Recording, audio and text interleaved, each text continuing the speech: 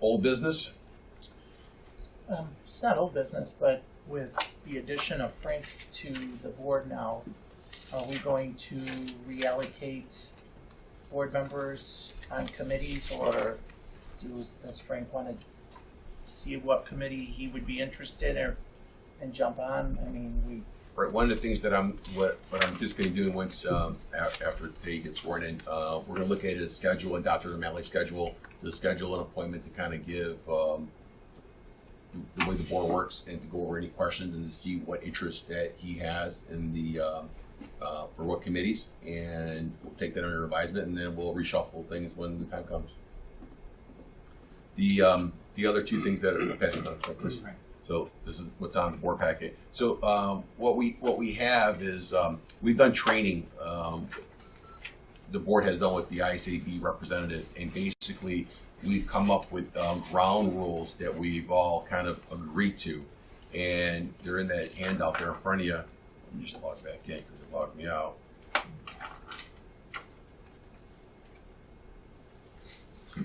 We have the expectations and procedures for the board and also for the superintendent. And I would ask, do you have a copy there in front of you, Sarah? No?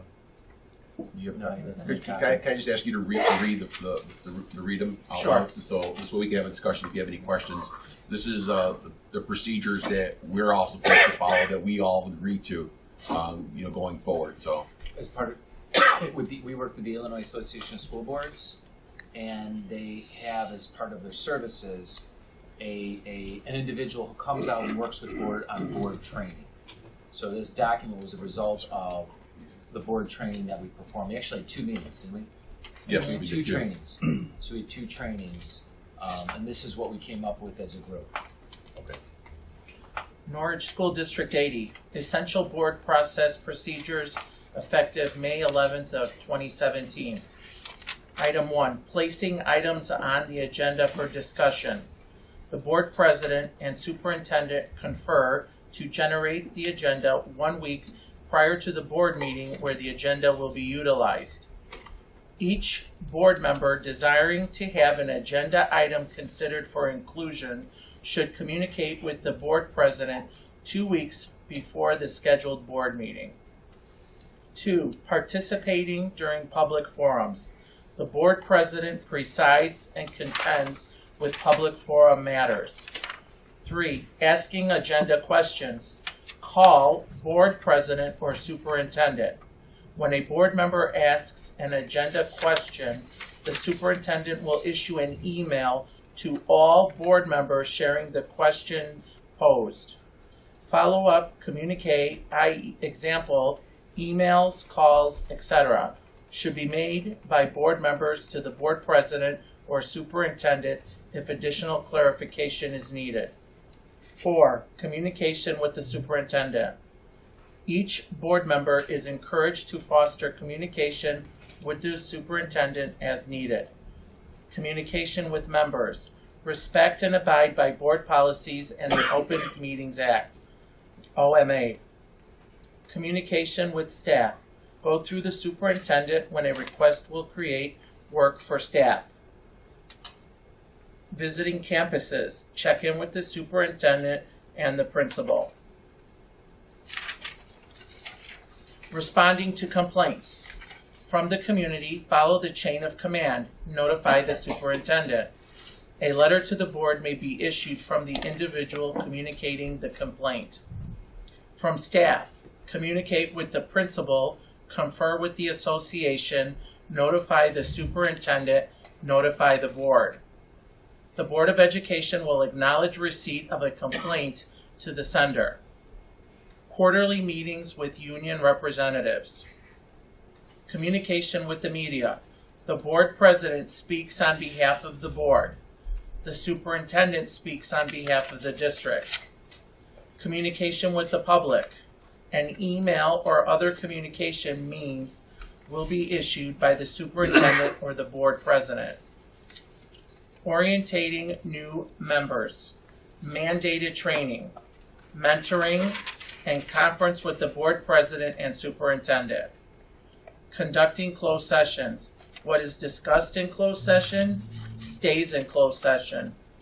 Participating during public forums. Each member of the public desiring to address the board during the public participation part of the meeting will be expected to complete a sign-in form prior to addressing the board. Each member of the public desiring to address the board during the public participation part of the meeting will be expected to address the board from a provided lectern and utilize a provided microphone.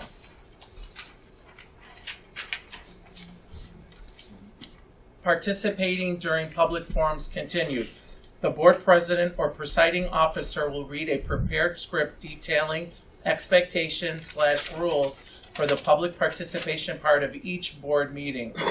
The script will be read to board meeting attendees at the beginning of the public participation part of each board meeting, preceding any member of the public being recognized to address the board. Each member of the public desiring to address the board during the public participation part of the meeting will be allotted a maximum of 3 minutes. The board will utilize an additional 2 minutes in order to respond to an inquiry or concern of the citizen addressing the board. Simple questions asked by a citizen to the board will receive an appropriate immediate response. A question requiring a more thorough response will result in the citizen posing the question being referred to the superintendent or the superintendent's designee for a response at a time following the meeting when the initial question was posed. Celebrating and communicating district successes. Participate in fellowship activities involving the board, district/building staff, and the family of staff when appropriate. Use of district webpage.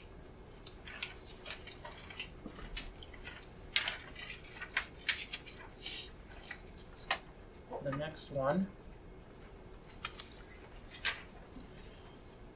Board/superintendent communication expectations, effective May 11, 2017. This board expects 1. A regular communication from the superintendent once a month via email. 2.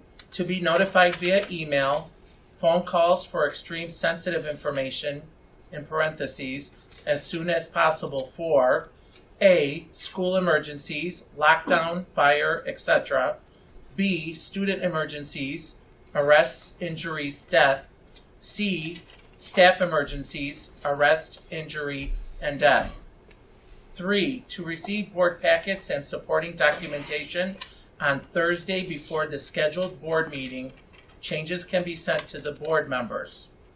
4. That all board members will receive the same information. A. One member's request for additional information results in all members receiving or having the same access to the information. And B. Special communications are done for all board members. 5. The board members will treat each other and staff with respect. 6. That the superintendent and staff will treat all board members with respect. 7. The reasonable requests for additional information, in parentheses, file cabinet ready, will be satisfied in a timely manner. And number 8, no surprises. This superintendent expects 1. That requests for additions to the agenda will be received at least 7 to 10 days before the meeting. 2. That direction is only given at board meetings when a majority of the board agrees to give direction. 3. That board members will be respectful towards staff and be respectful of staff's time. 4. That board members will read all supporting documentation before the next board meeting. 5. That board members will call the board president with questions about agenda items or supporting materials at least as practical before the scheduled board meeting. 6. That the board of the whole will agree to put an item on a future agenda before significant district resources are expanded. 7. All questions from board members are addressed to the board president or superintendent. And number 8, no surprises. Thank you. You're welcome. Frank, do you have any questions? No. Any other board members have any questions? And just so you know, we have Ask Dr. O'Malley online where any community member can ask a question at any point in time. We call the community member as long as the information is accurate and correct. And we also place those correspondence on the board packet for the board to review because it is a public document and we want it to be public. New business. Any new business that we would like to address? Or comments? I would just start off by saying, Frank, thank you for putting your name in the hat, and we wish you the best of luck, because if you're successful, we're all successful. Thank you very much. Glad to be here. I'd like to add in too, volunteering today driving to pick up donations for Salvation Army Wishing Tree. Biggest load of the day on my run was Giles School. Thank you to all the parents, staff, everybody that helped with the Salvation Army donations. It was amazing day. Thank you. You know, just could you like introduce yourself to the public and just say a little bit about yourself and why you ran for why did you want to be part of this board? Not to put you on the spot or anything. No. My name is Chris Stolfel. I'm a resident of Norwich. I have 3 children, the oldest of whom attends Lee School. The other 2 will be attending shortly. The reason I was interested in the board was because obviously I recognize, like a lot of the community does, that there's some serious financial issues. And I was hoping just to be able to work with the team and to solve those issues. It's definitely not an easy task, but it needs to be done. It's something that hopefully the community can come together on to come to some solution. That's about it. Great, thank you. Yeah. We'll be here afterwards if you guys want to interview. Sure, yeah. There's Bob. Answer any questions. There's Bob, you can talk about. Sure.